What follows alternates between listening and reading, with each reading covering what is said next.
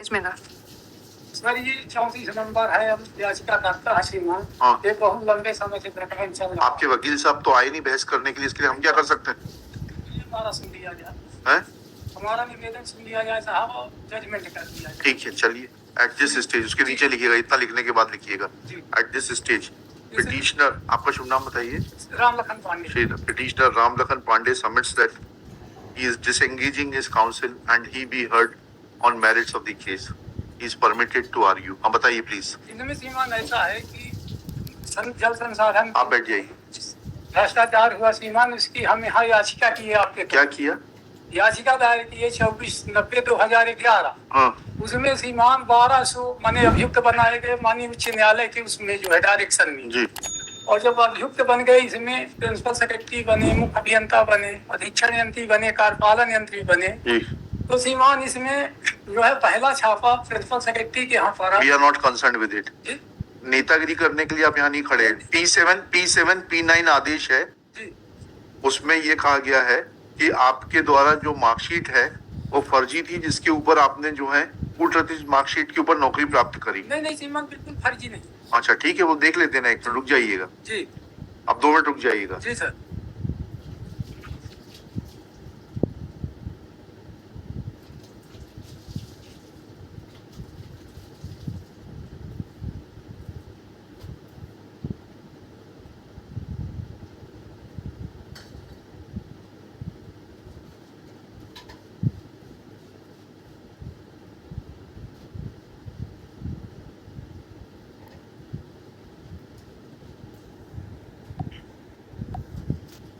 कहाँ है आपकी मूल मार्कशीट? हायर सेकेंडरी कहाँ है? मूल मार्कशीट कहाँ है आपकी? श्रीमान वो मूल मार्कशीट मिलाने के लिए ले लिया विभाग, हमको वापस नहीं किया। कहाँ है उसकी पावती? मूल विभाग कहाँ है? पावती मूल विभाग मूल मार्कशीट देने के लिए जो आप सब श्रीमान दिए हैं, सब उसमें सबमिट हो गए। नहीं बताइए ना कौन सा डॉक्यूमेंट है? ये श्रीमान हम पाँच के बता देते हैं। हाँ। या के दौरान विवेचना से नहीं ऐसे नहीं, ऐसे बहस नहीं होगी। वक्त सुनिए पांडे जी, जी दस्तावेज बताइए, कौन सा दस्तावेज को रेफर कर रहे हैं, वो दस्तावेज के हिसाब से बताइए। ये दस्तावेज है श्रीमान हमारे। ऐसे नहीं पकड़े जाते हैं दस्तावेज। पिटीशन में से बताइए कौन सा दस्तावेज है। ये मार्कशीट है श्रीमान हमारी 1981 की, इसमें हम सप्लीमेंट्री रहे और इसी में यशवंत त्रिपाठी साहब पूर्ण रचना करके जो कार्यपालन यंत्री थे 271 की जगह 313 आप किस पद पर नियुक्त हुए थे? हम समयपाल के पद पर नियुक्त। समयपाल के लिए क्या अर्हता थी? हाई सेकेंडरी बोर्ड उत्तीर्ण होना चाहिए उसमें। कब नियुक्त हुए आप? हम 2004 में हुए श्रीमान। 4 में हुए ना जी। तो 4 की नियुक्ति है आपकी? 4 की नियुक्ति श्रीमान। अच्छा, 4 की नियुक्ति कैसे हो जाएगी आपकी? 35 साल की उम्र में जनरल कैटेगरी, 35 साल मैक्सिमम एज थी। आपका नियुक्ति पत्र कहाँ है? अब नियुक्ति पत्र है श्रीमान, हम बताइएगा कहाँ है? लगा बताते हैं श्रीमान। हाँ बताइए ना। जी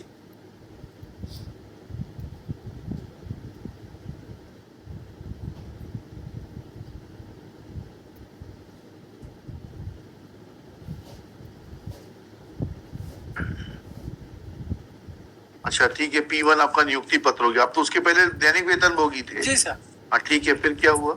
फिर ये हुआ सर कि नियमितीकरण हो गया, माननीय उच्च न्यायालय में याचिका हुई नियमितीकरण के लिए। हाँ माननीय उच्च न्यायालय से आदेश हुआ। ठीक उच्च है न्यायालय के आदेश के पालन में हमको सीमा नियमितीकरण किया जी जी 2004 में। जी और हमारा टर्मिनेशन ये करते हैं 2016 में, अगस्त 2016 में। हाँ जब ये लोग सीमांत फंस गए EOW में, जी जिसमें 1200 आदमी मुलजिम बने सीमा जी जी और 22 अरब का घपला किए ये लोग, जी जिसमें पहला छापा जो है प्रिंसिपल सेक्रेटरी के यहाँ पड़ा, जिसमें सीमन 25 करोड़ रुपया पुलिस ने बरामद किया।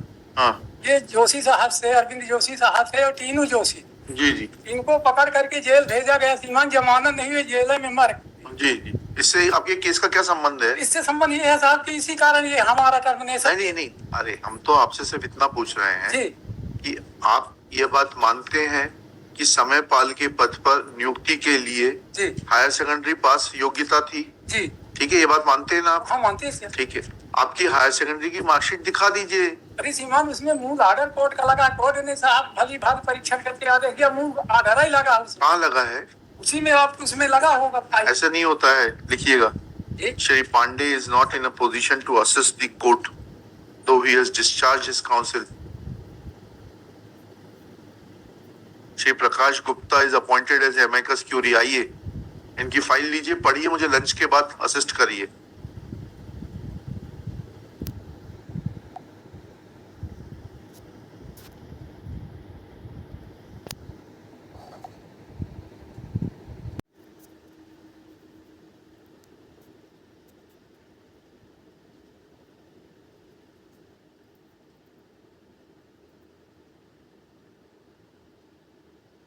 और टाइम चाहिए। 2016 में जो इनका केस जो मेरी समझ में आया वो ये है कि इनको हायर सेकेंडरी की मार्कशीट जेन्युइन न पाने के कारण इनको हटा दिया। अब इनका इशू इतना सा है जो मैं इनसे बार बार पूछ रहा था कि वो हायर सेकेंडरी की मार्कशीट उन्होंने उसमें ऑर्डर में लिखा है कि वो जो है इन्होंने वेरीफाई कराई बोर्ड ऑफ सेकेंडरी एजुकेशन से, और ये पाया कि ये अनुत्तीर्ण थे, उसमें पूरक थी या अनुत्तीर्ण थे। और इन्होंने पास 313 कुछ नंबर दिखा दिए, जबकि इनके 200 कुछ नंबर। ठीक है ना। तो अब वो बोर्ड ऑफ सेकेंडरी एजुकेशन का वेरिफिकेशन कहाँ है? अब इसमें मैं एक बात ऐड करना चाहता हूँ। काइंडली कॉलम 22 इसमें देखेंगे आप, इसमें एक एप्लीकेशन सीरियल नंबर क्या है ये? सर 22 सीरियल नंबर पर 34 डॉक्यूमेंट टेकन ऑन रिकॉर्ड की एप्लीकेशन लगी है, सीरियल नंबर 22 में मालूम। हाँ। अब अगर ये कह रहे हैं कि ये अंकसूचियां फर्जी थी और सबको, तो यहाँ पर जब प्रिंसिपल के सामने हमने कोर्ट में जब हमने डुप्लीकेट मार्क्सशीट, हम तो सिर्फ इनसे इतना पूछना चाहते हैं कि वो कहाँ है बोर्ड ऑफ सेकेंडरी एजुकेशन का verification? Board of secondary education आपको लिख के दिया है ना, वो सबका आप जिक्र कर रहे हैं। Where is that? That is not, but नहीं, that is not, please sir I'll impose, नहीं, sorry, no, you will have to bring it. You bring it on record. देखिएगा, respondents are directed to bring on record copy of the communication received from the Board of Secondary Education in which mark sheet of the petitioner has been shown to be not genuine. Full stop. Let the document be filed within 3 days, failing which respondent number 2 and 3 shall remain personally present. List on 7 मई 2024। Sir एक चीज में जो बोला, क्या बोलना है आपको? सर इसमें there is a compromise taken in 2009. We are not interested in compromise. We are interested, you are leveling an allegation on the character of a person that he had produced a forged mark sheet. आपको ये बताना पड़ेगा वो communication कहाँ है, नहीं तो मैं आपके ऊपर बहुत एग्जाम्पलरी कॉस्ट लगाऊंगा, which will not be less than 1 lakh. बता देना इंजीनियरिंग चीफ साहब को, उनके स्टेटस के मुताबिक कॉस्ट लगेगी जो कि उनको पर्सनली देनी पड़ेगी, 1 लाख रुपए कम से कम। 3 दिन में आप प्रोड्यूस कर दीजिए वो डॉक्यूमेंट जिसके ऊपर आपने लिखा है कि बोर्ड ऑफ सेकेंडरी एजुकेशन से। कौन सा डॉक्यूमेंट था? रिफर्ड P7 में लिखा है शायद, if I am not wrong. हाँ, ये 20 साफ बोला, ये लिखा है ना। हाँ, उसमें कनेक्ट कर लेना कि in as much as in annexure P7 written by the executive engineer, sorry, engineering chief Shri M.G. Chaube, it is mentioned that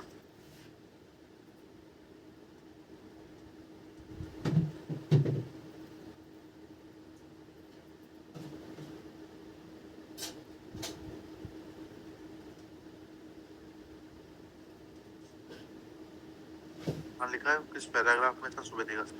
it is mentioned in paragraph 5 within bracket 3 that the mark sheet of petitioner as issued by the Board of Secondary Education was forged and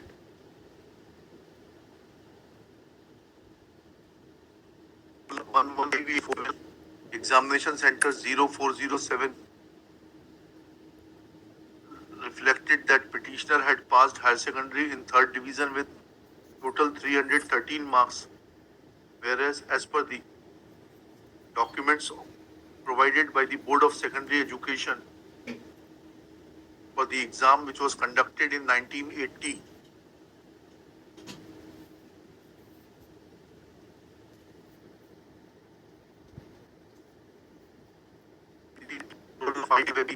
enter 007, he was placed under the category of supplementary with 271 marks.